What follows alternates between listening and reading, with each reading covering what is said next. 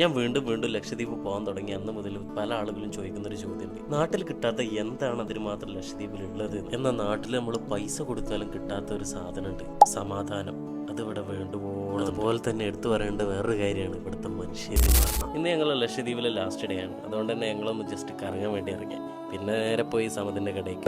ഒറ്റ നിപ്പില് 600-700 ചായ ഇവിടെ ചായക്ക് കടി കൊടുക്കുന്നുണ്ടല്ലോ, ഇതുപോലെ എല്ലാ കടികളും കൂടെ ഒരൊറ്റ പ്ലേറ്റിലിട്ട്. കഴിഞ്ഞ 2 തവണ വന്ന പോലെയല്ല കേട്ടോ ഇപ്രാവശ്യം എന്ന് പറഞ്ഞാൽ. ഇവിടെ ഒരുപാട് ചങ്ങായിമാരുണ്ട്. അതുകൊണ്ട് തന്നെ ഇവിടെ എത്തി അന്ന് മുതൽ നമുക്ക് യാതൊരു വിധ ബോറടിയോ കാര്യങ്ങളോ ഇല്ല. ഞാൻ മുന്നേ പറഞ്ഞ പോലെ ലക്ഷദ്വീപിൽ എത്തിക്കഴിഞ്ഞാൽ നമ്മൾ ഹോട്ടൽ ഫുഡിന് പകരം നമ്മൾ ഇതുപോലെ ഓരോ വീട്ടിൽ നിന്നാണ് ഫുഡ് കഴിക്കാറ്. നമ്മൾ ഇവിടുന്ന് പോയി കഴിഞ്ഞാൽ നമ്മളിവിടെ ഏറ്റവും കൂടുതൽ മിസ് ചെയ്യാൻ പോകുന്ന കാര്യം എന്ന് പറഞ്ഞത് ഇവിടുത്തെ വൈകുന്നേരങ്ങളെ. പിന്നെ ഇതുപോലെ സ്നേഹിക്കാൻ മാത്രം അറിയണ കുറേ അടിപൊളി മനുഷ്യന്മാരെ. അങ്ങനെ പോകുന്ന ദിവസമായതുകൊണ്ട് തന്നെ ഹക്ക നമുക്ക് വേണ്ടിയിട്ടുള്ള ഫുഡ് കാര്യങ്ങളെല്ലാം സെറ്റ് ആക്കിയിട്ടുണ്ടായിരുന്നു. റാഹത്തായിട്ടുള്ള നല്ല ഫുഡ് ഇപ്പം കഴിഞ്ഞ് ഞങ്ങൾ